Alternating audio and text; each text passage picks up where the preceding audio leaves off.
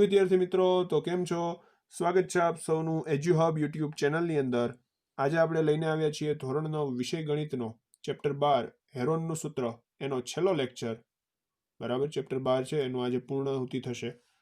એમાં સ્વાધ્યાય 12.2 ના દાખલા નંબર 7, 8 અને 9 જે 3 દાખલાઓ બાકી છે એનો અભ્યાસ આપણે કરવાના છીએ. દાખલા નંબર 6 સુધીનો અભ્યાસ ગયા વિડીયો સુધીમાં કરી ચૂક્યા છીએ. જો એ વિડીયો હજી સુધી ન જોયા હોય તો દરેક વિદ્યાર્થીઓને ખાસ અપીલ કે તેઓ એ વિડીયો જોઈ લે.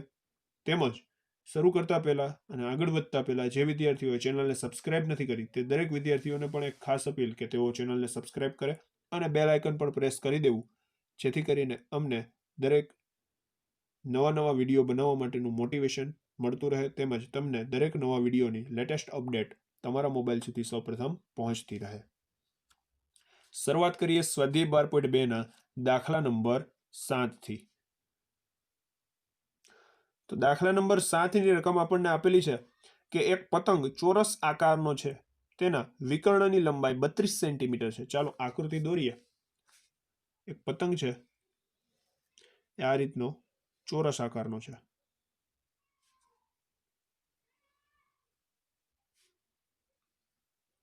બરાબર, એના વિકર્ણની લંબાઈ આપેલી છે આપણને 32 સેન્ટીમીટર.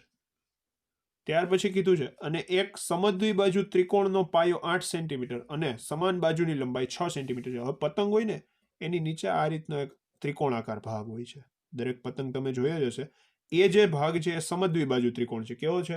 સમદ્વિબાજુ ત્રિકોણ. એનો જે પાયો છે એ 8 સેન્ટીમીટરનો છે. કેટલો છે પાયો? 8 સેન્ટીમીટરનો. બાકીની બે બાજુઓ છે સમાન બાજુ, એની લંબાઈ 6 સેન્ટીમીટર લેવાની છે. મતલબ આ જે નાની બાજુઓ દેખાય છે, આ એ 6 સેન્ટીમીટરની છે.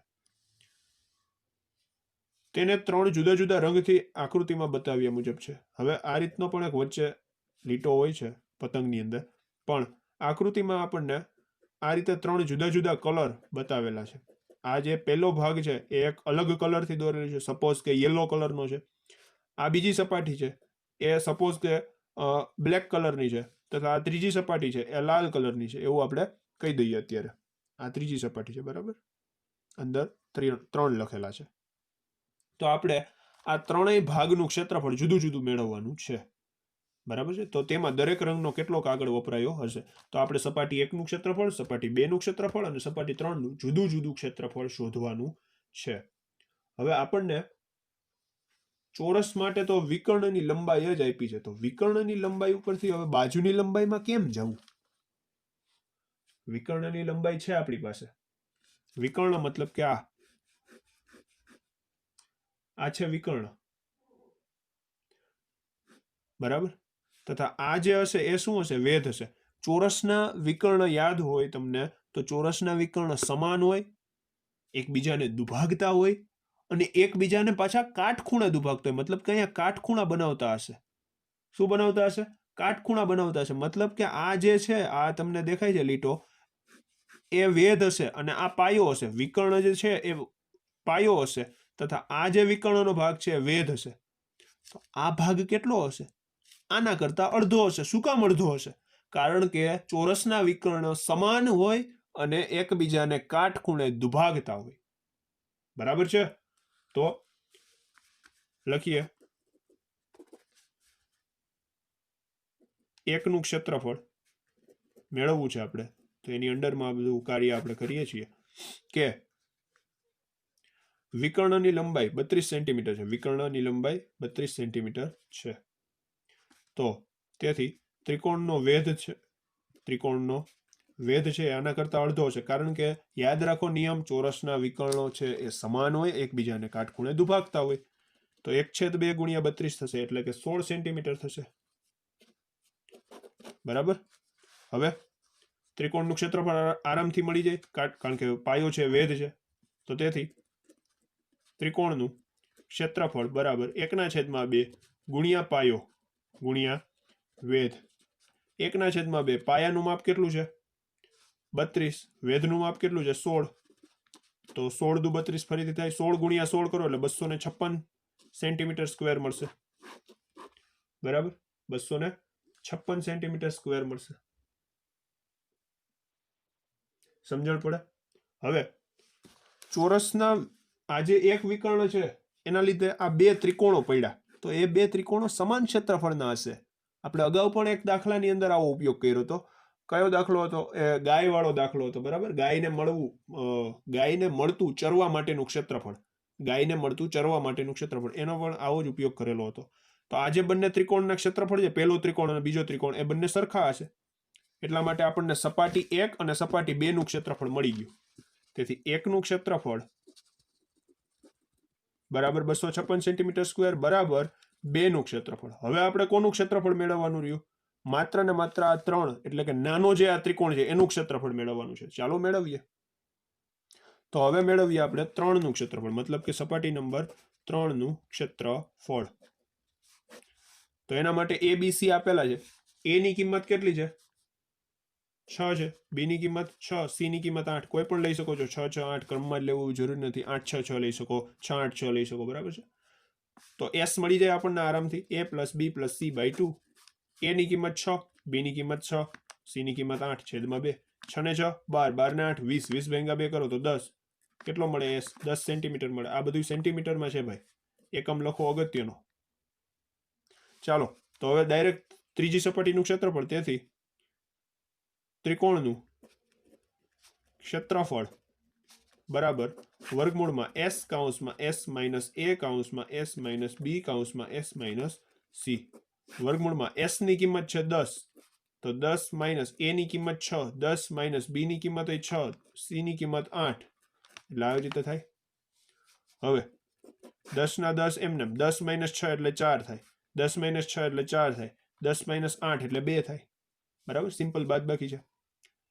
ચાલો હવે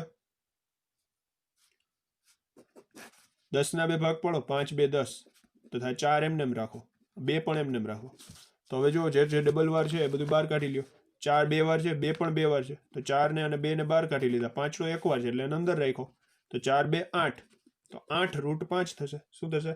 8√5 સેન્ટીમીટર સ્ક્વેર. હવે √5 ની આશરે કિંમત છે 2.24 થાય. કેટલી થાય? 2.24 સેન્ટીમીટર સ્ક્વેર થાય. કેવી કિંમત? આશરે કિંમત. તો આપણને અહીંયા ત્રીજી સપાટીનું પણ ક્ષેત્રફળ મળી ગયું. ગુણાકાર કરશો એટલે જવાબ મળશે 17.92 સેન્ટીમીટર સ્ક્વેર.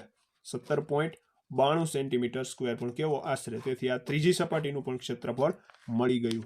પેલી બેનું તો મળ્યું હતું આગળ, આ ત્રીજી સપાટીનું મળ્યું. ખ્યાલ આવે? આ રીતે આપણે જુદું જુદું મેળવવાનું હતું, સરવાળો કરવાનો નથી. તો આ થયો આપણો દાખલા નંબર 7મો. ત્યાર પછી આગળની વાત કરીએ 8મા દાખલાની. ચાલો, દાખલા નંબર 8માં એવું કીધું છે કે એક ભોંયતળીએ 16 ત્રિકોણાકાર ટાઇલ્સનો ઉપયોગ કરવાનો છે. કેવી આકારની? ત્રિકોણાકારની ટાઇલ્સનો ઉપયોગ કરવાનો છે અને ફૂલની આકૃતિ બનાવવાની છે. ભોંયતળિયું મતલબ કે જમીન જે હોય એના ઉપર 16 ત્રિકોણાકારની ટાઇલ્સનો ઉપયોગ કરી ફૂલની આકૃતિ એક બનાવવામાં આવી છે. તો ત્રિકોણની બાજુ આપી દીધી છે 9 સેન્ટીમીટર, 28 સેન્ટીમીટર અને 35 સેન્ટીમીટર. મતલબ આપણી પાસે a, b અને c છે. ચાલો તો પેલા a b c પરથી એ ટાઇલ્સનું એક ટાઇલનું ક્ષેત્રફળ મેળવી લઈએ. કેટલી ટાઇલ? એક ટાઇલનું. એવી કેટલી ટોટલ ટાઇલ્સ છે? 16 ટાઇલ્સ છે. ચાલો તો ત્રિકોણાકાર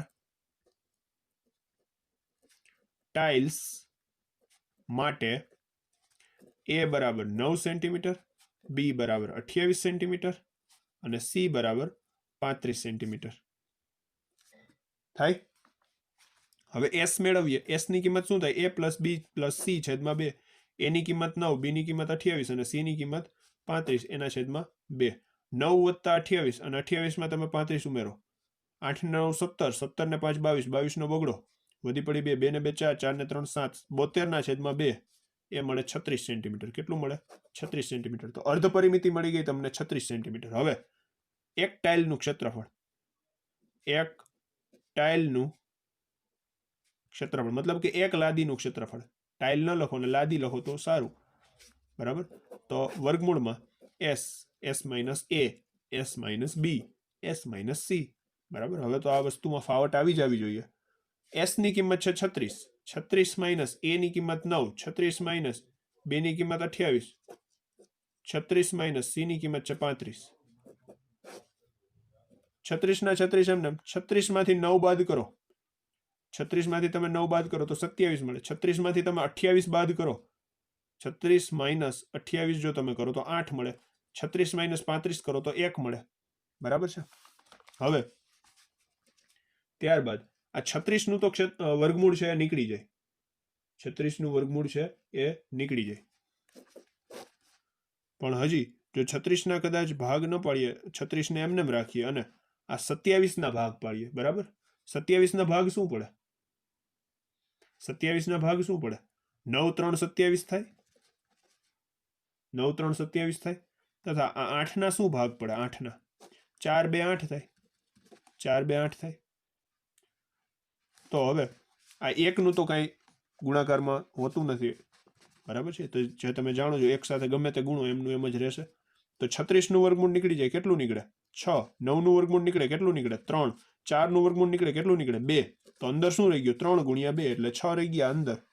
ચાલો ગુણાકાર કરો. 6 3 18, 18 દુ 36, 36 રૂટ 6 મળ્યા. શું મળ્યા? 36 રૂટ 6 સેન્ટીમીટર સ્ક્વેર મળ્યા. હવે રૂટ 6 ની આશરે કિંમત ત્યાં મૂકો. રૂટ 6 ની આશરે કિંમત કેટલી થાય? 2.45 થાય, 2.45 સેન્ટીમીટર સ્ક્વેર થાય. કેવી કિંમત છે? આશરે કિંમત છે. તો 36 નો 2.45 સાથે ગુણાકાર કરો, કેટલો થાય? 36 નો તમે 2.45 સાથે ગુણાકાર કરશો એટલે 88.2 સેન્ટીમીટર સ્ક્વેર મળે. પણ આ કેવો જવાબ હશે? આશરે જવાબ હશે. તો આ આપણને એક ટાઇલનું ક્ષેત્રફળ મળ્યું. કેટલી ટાઇલનું મળ્યું? એક ટાઇલનું. પણ આવી કેટલી ટાઇલ્સ છે? 16 ટાઇલ્સ છે. તો હવે આપણે 16 ટાઇલનું ક્ષેત્રફળ મેળવવું હોય તો શું કરવું પડે? આને ગુણ્યા 16 કરવા પડે. ચાલો કરીએ. તો હવે મેળવીએ 16 ટાઇલ્સનું ક્ષેત્રફળ, કે એક ટાઇલનું ક્ષેત્રફળ 88.2 હોય, 88.2 સેન્ટીમીટર સ્ક્વેર હોય, તો 16 ટાઇલ્સનું ક્ષેત્રફળ બરાબર 88.2 ગુણ્યા 16 સેન્ટીમીટર સ્ક્વેર હોય. કેટલું હોય? 88.2 ગુણ્યા 16 સેન્ટીમીટર સ્ક્વેર હોય. તો 88.2 નો તમે 16 સાથે ગુણાકાર કરો એટલે જવાબ આવે 1411.2, 1411.2 સેન્ટીમીટર સ્ક્વેર મળે. પણ આ કેવો જવાબ હોય? આશરે જવાબ હોય, કારણ કે આપણે અગાઉ આશરે કિંમત વર્ગમૂળ 6 ની આશરે કિંમત લીધેલી હતી.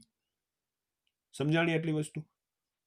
હા, 16 ટાઇલ્સ મતલબ 16 લાદીનું ક્ષેત્રફળ આપણે મેળવી લીધું. હવે આગળની જે રકમમાં વાત કરી છે એ વાંચીએ. જુઓ, આગળ એવું કીધું છે કે 16 ત્રિકોણાકાર ટાઇલ્સને આકૃતિ બનાવી છે ફૂલની, બરાબર. એની બાજુ આપી દીધી 9 28 35. હવે કીધું જો આ રીતનું હોય તો 50 પૈસા પ્રતિ સેન્ટીમીટર સ્ક્વેર, એટલે કે 1 સેન્ટીમીટર સ્ક્વેરનો ખર્ચ કેટલો? 50 પૈસા. શું કરવાનો? પોલિશ કરવાનો. ટાઇલ્સને પોલિશ કરવાનો ખર્ચ 1 સેન્ટીમીટર સ્ક્વેર પોલિશ કરો એટલે 50 પૈસા એને દેવાના, મતલબ કે આઠાનો દેવાનો 1 સેન્ટીમીટર સ્ક્વેરના. પણ આપણી પાસે કેટલા સેન્ટીમીટર સ્ક્વેર છે? 1411.2 સેન્ટીમીટર સ્ક્વેર છે. તો ત્રિરાશિ બને. આપણે કુલ ખર્ચ શોધવાનો છે. તો જુઓ, 1 સેન્ટીમીટર સ્ક્વેર પોલિશ કરવાનો ખર્ચ બરાબર કેટલા હોય? 0.5 રૂપિયા હોય, મતલબ કે આઠાનો હોય, 50 પૈસા હોય. તો 1411.2 સેન્ટીમીટર સ્ક્વેર લાદીઓ પોલિશ કરવાનો ખર્ચ કેટલો? બરાબર કેટલો? તો 1411.2 નો ગુણાકાર કોની સાથે કરીશું? 0.5 સાથે. તેથી 0.5 ગુણ્યા 1411.2 થાય. આટલા રૂપિયા આપણને મળશે. હજી ગુણાકાર કરીએ તો 1411.2 નો ગુણાકાર 0.5 સાથે કરો તો એ તમને જવાબ મળે 705.60 રૂપિયા. કેટલો જવાબ મળે? 705.60 રૂપિયા મળે. અને આ જવાબ પણ આશરે જવાબ હશે, કારણ કે આપણે અગાઉ આશરે કિંમત મૂકેલી છે એટલા માટે, બરાબર. તો આ 705 રૂપિયા એને ચૂકવવા પડશે, 706 રૂપિયા જેવું ચૂકવણી કરવી પડશે. સમજાય છે?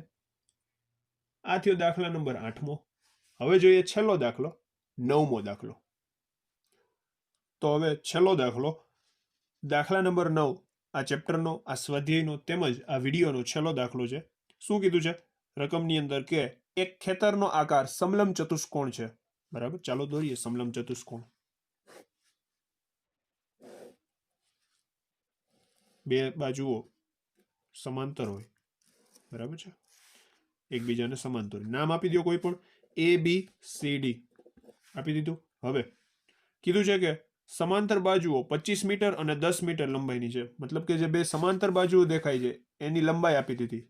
જે મોટી બાજુ છે એ છે 25 મીટર અને જે બીજી નાની બાજુ છે એ છે 10 મીટર, બરાબર. તથા સમાંતર ન હોય તેવી બાજુઓ 14 મીટર અને 13 મીટર છે.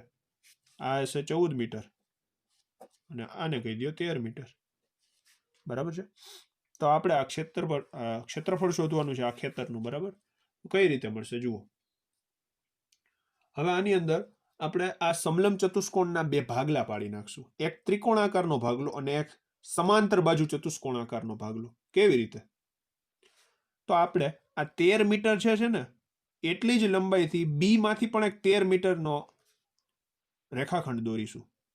આ રીતે દોર્યું તો અહીંયા જુઓ એક ત્રિકોણ રચાઈ ગયો. આને કહી દઈએ BEC, આને નામ આપી દો બિંદુ E, એટલે ત્રિકોણ રચાઈ ગયો BEC, બરાબર છે. હવે આ કેટલા મીટરનો હશે? 13 મીટરનો હશે. એટલે જુઓ ABED નામનો એક સમાંતર બાજુ ચતુષ્કોણ બન્યો. કેવો બન્યો? ABED નામનો સમાંતર બાજુ ચતુષ્કોણ. તો એની સામસામેની બાજુઓ કેવી હશે? સરખી હશે. મતલબ આ 10 મીટર તો આ પણ 10 મીટર હશે. સમજાય છે?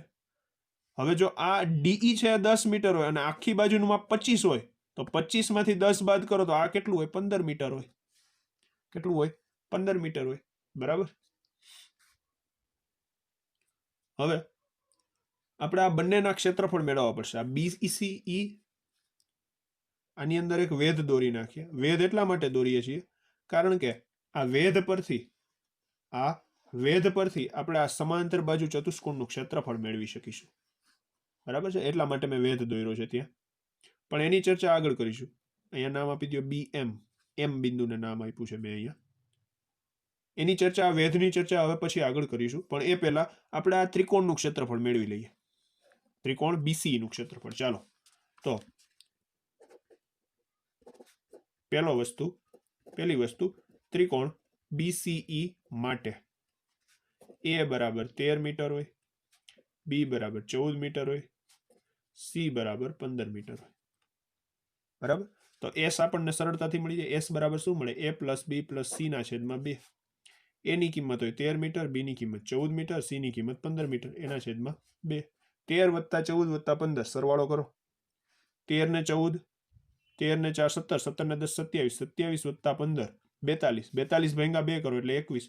તેથી અર્ધ પરિમિતિ કેટલી મળે? 21 સેન્ટીમીટર મળે, બરાબર. હવે આપણે BCE નું ક્ષેત્રફળ મેળવી લઈએ. તો તેથી BCE બરાબર વર્ગમૂળમાં S કૌંસમાં S માઇનસ A કૌંસમાં S માઇનસ B કૌંસમાં S માઇનસ C વર્ગમૂળમાં S ની કિંમત છે 21, તો 21 માઇનસ A ની કિંમત છે 13, 21 માઇનસ B ની કિંમત છે 14, 21 માઇનસ C ની કિંમત છે 15, બરાબર. ચાલો 21 ના 21 એમને. 21 માઇનસ 13 કેટલા મળે? 8. 21 માઇનસ 14 કેટલા મળે? 7. 21 માઇનસ 15 કેટલા મળે? 6. પડે સમજણ? હવે જોજો, આના ભાગ પાડો. 7 3 21 થાય. 8 ના ભાગ પાડો 4 2 8 થાય. આ 7 ના 7 એમને રાખો, તથા 6 ના ભાગ પાડો 3 2 6. જો બધી વસ્તુઓ બબે વાર આવે છે, તો બધી વસ્તુઓ વર્ગમૂળ નીકળશે એટલે એક વાર થઈ જશે. 7 2 વાર છે, એક વાર થઈ ગયો. 3 2 વાર છે, એક વાર થઈ ગયો. પછી 4 નું વર્ગમૂળ તો નીકળે જ 2, તથા 2 છે એ બે વાર છે એટલે એ પણ એક વાર થઈ ગયા. હવે 7 ગુણ્યા 3 કેટલા થાય? 21. 21 ગુણ્યા 2 21 ગુણ્યા 2 42, 42 ગુણ્યા 2 84. તેથી આ ત્રિકોણ BCE નું ક્ષેત્રફળ કેટલું હશે? 84 સેન્ટીમીટર સ્ક્વેર હશે. કેટલું હશે? 84 સેન્ટીમીટર સ્ક્વેર.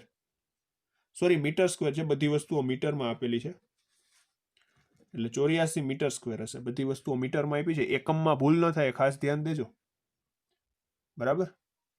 તો આ આપણને શું મળ્યું? BCE નું માપ મળ્યું. હવે શું કરીશું? હવે હું કંઈક વેધની વાત કરતો હતો. જુઓ, આ જે વેધ છે એ આ સમાંતર બાજુ ચતુષ્કોણનો પણ વેધ કહેવાય અને આ ત્રિકોણનો પણ વેધ કહેવાય, બરાબર. તો ત્રિકોણનું ક્ષેત્રફળ પણ છે આપણી પાસે, ત્રિકોણનું ક્ષેત્રફળ પણ છે, ત્રિકોણ માટે વેધનો પાયો પણ છે અને વેધનું માપ આપણે જોઈએ છે. વેધનું માપ શા માટે જોઈએ છે? એટલા માટે કારણ કે આપણા ચતુષ્કોણનું ક્ષેત્રફળ મેળવવું હશે એટલે. તો આપણે આ વેધનું માપ ચાલો મેળવીએ. કઈ રીતે મેળવશું? આ ત્રિકોણના ક્ષેત્રફળથી મેળવશું. ત્રિકોણના ક્ષેત્રફળથી. ચાલો તો ત્રિકોણનું ક્ષેત્રફળ બરાબર ત્રિકોણનું ક્ષેત્રફળ બરાબર મૂળ જે સૂત્ર છે એ ભૂલી નથી જવાનું, 1/2 ગુણ્યા પાયો ગુણ્યા વેધ, બરાબર. તો ત્રિકોણ છે બીસીઈ નું ક્ષેત્રફળ બરાબર 1/2. પાયો કોણ છે? પાયો કોણ છે? સીઈ છે, અને વેધ કોણ છે? બીએમ છે. કોણ છે? બીએમ. તો વેધ થશે બીએમ ગુણ્યા, સોરી પાયો હવે લખવાનો છે સીઈ. ચાલો આ પાયો લખી નાખો સી. બીસીઈ નું ક્ષેત્રફળ આપણને મળ્યું કેટલું? 84 મળ્યું. 1/2 ગુણ્યા બીએમ નું માપ તો આપણે મેળવવું છે, તો સીઈ નું માપ કેટલું છે? 15 છે. કેટલું છે? 15. હવે આ 84, આ 2 એ 84 સાથે ગુણાકારમાં વયા જશે, તેથી 84 ગુણ્યા 2. 15 છે એ ભાગાકારમાં વયા જશે, તેથી ભાગાકારમાં આવી ગયા 15 બરાબર બીએમ. તેથી બીએમ બરાબર 84 ગુણ્યા 2 ભાગ્યા 15. પોઈન્ટમાં જવાબ આપણે નહીં લઈ આવીએ, છેદ ઉડાડીએ. તો છેદ ઉડાડતા આપણને શું મળે? છેદ ઉડાડો જોઈએ. 12 + 84 થાય એક. તો પછી આના હજી છેદ ઉડાડીએ તો 3 × 4 12 થાય. તો 3 × 5 15 ઉડ્યા છેદ. 4 + 28 28 ગુણ્યા 2 56. એટલે બીએમ ની કિંમત મળશે 56/5. કેટલી મળશે? 56/5 મીટર. તો આપણને બીએમ ની કિંમત મળી 56/5 મીટર. તો આ વેધ છે ચતુષ્કોણનો વેધ થઈ જશે. હવે એ વસ્તુ કેમ થઈ? તમને એમ પ્રશ્ન થવો જોઈએ કે આ ચતુષ્કોણ તો આ છે અને આ વેધ જે છે એની બહાર આવેલો છે, તો એ આનો વેધ કેમ ગણાણો? આ વેધ આનો એટલા માટે ગણાણો કારણ કે જો આને સમાંતર આપણે એક બાજુ દોરી શકીએ કે નહીં, આ રીતે દોરી શકીએ કે નહીં, તો એનું માપ પણ એટલું જ થાય. એટલા માટે આપણે આ વેધ મેળવ્યો. ખ્યાલ આવે? બરાબર. એટલા માટે આપણે ઈ વેધ કિંમત મેળવી. ચાલો તો હવે એ ચતુષ્કોણનું ક્ષેત્રફળ મેળવી લઈએ. એના માટે પાયો આ થશે ડીઈ અને વેધ કોણ થશે? બીએમ. બરાબર છે. તો ચતુષ્કોણ એબીઈડી નું ક્ષેત્રફળ, ચતુષ્કોણ એબીઈડી નું ક્ષેત્રફળ બરાબર પાયો ગુણ્યા પાયા પરનો વેધ. પાયો ગુણ્યા પાયા પરનો વેધ. પાયો કોણ છે? પાયો કોણ છે? ડીઈ છે, અને પાયા પરનો વેધ કોણ છે? બીએમ છે. બરાબર. હવે ડીઈ નું માપ હતું 10 અને બીએમ નું માપ કેટલું મળ્યું? 56/5. 5 × 2 = 10. તો 56 ગુણ્યા 2 આ બંનેનો ગુણાકાર કરો, 112 થાય. કેટલો થાય? 112 મીટર સ્ક્વેર થાય. તો આપણને હવે ચતુષ્કોણનું પણ મળી ગયું અને ત્રિકોણનું ક્ષેત્રફળ પણ મળી ગયું. તો આપણને આખા ખેતરનું ક્ષેત્રફળ પણ મળી જાય. આ જે ક્ષેત્રફળ છે એ મળ્યું કેટલું? 112 મળ્યું. કેટલું મળ્યું? 112. અને આ જે ત્રિકોણ છે એનું ક્ષેત્રફળ કેટલું મળ્યું? 84. તો હવે શું કરશું? આ બંનેનો સરવાળો કરશું. ચાલો કરીએ સરવાળો, એટલે આપણને આખા ખેતરનું ક્ષેત્રફળ મળી જાય. અહીંયા મેળવી લઈએ. ચાલો તો તેથી ખેતરનું ક્ષેત્રફળ બરાબર એબીઈડી નું ક્ષેત્રફળ વત્તા બીઈસી નું ક્ષેત્રફળ. એબીઈડી નું ક્ષેત્રફળ કેટલું મળ્યું? એબીઈડી નું હમણાં આપણને ક્ષેત્રફળ કેટલું મળ્યું? 112 મીટર સ્ક્વેર મળ્યું. વત્તા બીઈસી નું ક્ષેત્રફળ કેટલું મળ્યું? 84 મીટર સ્ક્વેર મળ્યું. બરાબર, મીટર સ્ક્વેર. તો 112 વત્તા 84 કરો, 196 થશે. કેટલા થશે? 196. તેથી આખા ખેતરનું ક્ષેત્રફળ કેટલું થશે? 196 મીટર સ્ક્વેર થશે. પડી સમજણ? બરાબર છે. તો આ થયો દાખલા નંબર 9મો. આપણે અહીંયા ચેપ્ટરને પૂર્ણ કરીએ છીએ, સાથે સાથે આ વિડીયોને પણ અહીંયા પૂર્ણ કરીએ છીએ.